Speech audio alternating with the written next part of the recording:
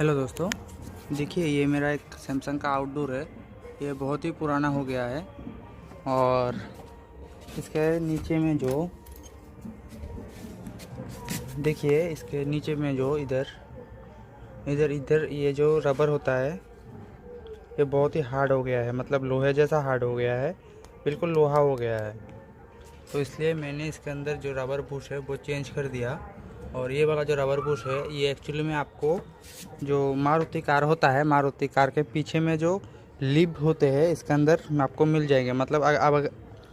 मतलब अगर आप इसको कोई भी कार गैरेज में जाके पूछोगे कि आपको पास ये लिब का अंदर जो बुश मिलता है वो रबर का है क्या, तो आपको ये मिल जाएगा। और इसके नीचे में जो ये रबर है ये भी टायर का है। गाड़ी का अंदर जो टायर होता है वो रिसोलिंग के लिए यूज़ होता है ये रबर।